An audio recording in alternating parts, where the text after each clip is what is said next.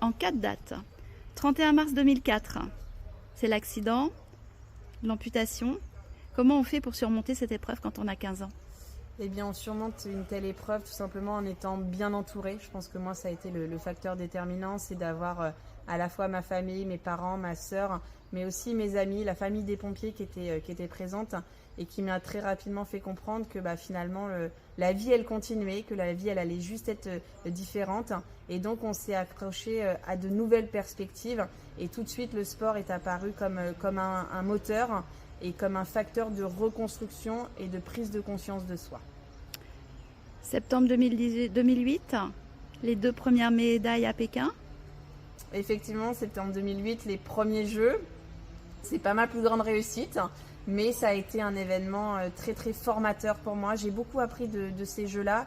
Je suis rentrée en fait de ces Jeux avec une grande ambiguïté qui était celle de, à l'extérieur, avoir l'impression d'avoir réussi les Jeux, mais intérieurement, je me disais que j'aurais pu faire beaucoup mieux. Et donc à ce moment-là, je vais passer un pacte avec moi-même, un pacte avec mon coach, qui est de se dire que pour Londres, voilà, le critère de réussite ne serait pas forcément d'être médaillé ou pas médaillé, mais ce serait vraiment d'avoir tout mis en œuvre pour gagner cette médaille. Et donc j'ai totalement changé mon rythme de vie et c'est là que je suis devenue une véritable athlète de haut niveau. 2011, la création du Fonds Telma, Tendez la main vers le handicap, et le début de vos actions de sensibilisation auprès des enfants. L'année 2011 est une année très importante, notamment au travers de la création du fonds de dotation Telma, et je me souviendrai toujours du moment où Paul et Patrice m'ont présenté leur volonté, puisque c'était vraiment leur volonté de créer ce fonds de dotation. Et donc ils me convoquent comme ça dans leur bureau et ils m'expliquent en fait que ça faisait 1 an qu'on était ensemble, qu'ils m'accompagnaient sur mes compétitions, que je leur partageais mes problématiques. Et en fait, ils ont eu cette capacité à prendre de la hauteur et à se dire, mais en fait, ce que Marie-Amélie, elle vit, c'est tout simplement ce que vivent plein d'autres personnes en situation de handicap. Et nous, on a envie d'agir, on a envie de changer les choses.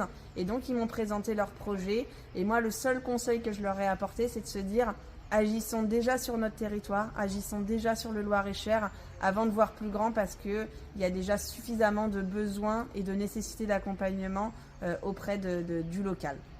Et finalement, très logiquement, décembre 2018, nomination à la tête du comité paralympique.